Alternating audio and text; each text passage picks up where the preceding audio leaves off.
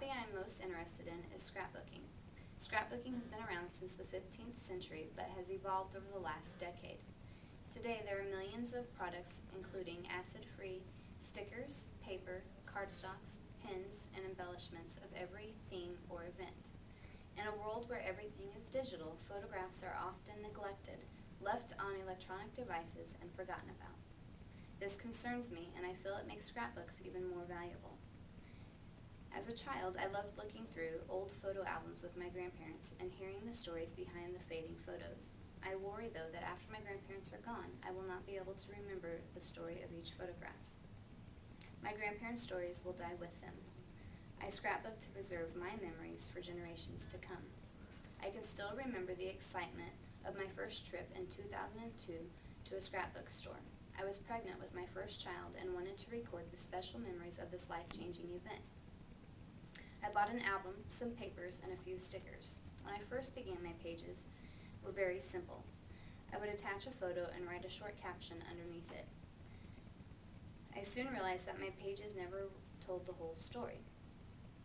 This is when journaling became more important to me than the photos themselves. A picture isn't always worth 1,000 words. Yes, photographs capture a moment in time, but they rarely capture the emotions behind the photos the way words can. I want my children to be able to look through my scrapbooks I'll leave behind and hear my voice through my journaling. Scrapbooking has become a very creative, therapeutic, and personal journey for me. I scrapbook all events in life, including the painful ones I'd like to forget. I don't skip over the bad memories and go straight to the good ones. I want my children to know that we had struggles, pain, joy, and happiness, and that's okay. To say that things were always perfect and to make scrapbooks that appear that way is lying. On this page, I've included a poem that perfectly described how I felt before the birth of my second child. I was worried that I wouldn't be able to love two children equally and would be letting my oldest son down in some way. It's called Loving Two. I walk along holding your 2-year-old hand, basking in the glow of our magical relationship. Suddenly, I feel a kick from within, as if to remind me that our time alone is limited.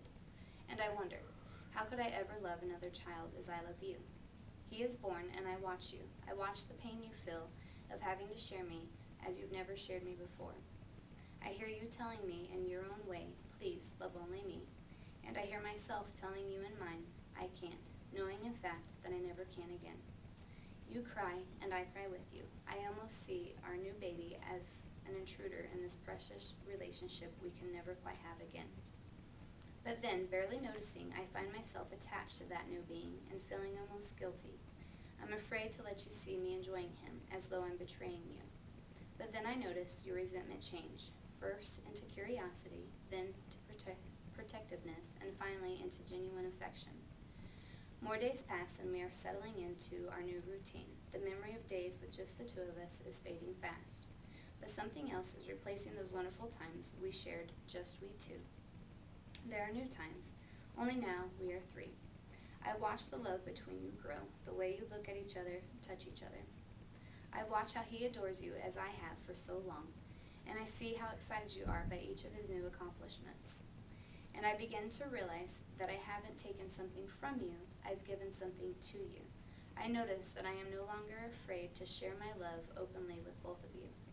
I find that my love for each of you is as different as you are, but equally as strong. And my question is finally answered to my amazement. Yes, I can love another child as much as I love you, only differently. And although I realize you may have to share my time, I know you'll never share my love. There's enough of that for both of you. You each have your own supply. On some pages, the journaling is more personal and is hidden away. In this page, it can be removed so the intended audience can read it. I plan on scrapbooking for the rest of my life.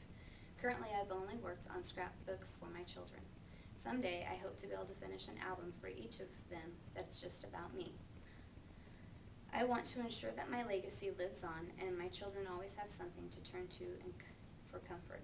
Scrapbooking is a relatively common hobby that many people enjoy for various reasons. For me, it's that I can preserve memories and creatively retell events. My scrapbooks are some of my most valued possessions, and I hope that someday my children will enjoy them as much as I do.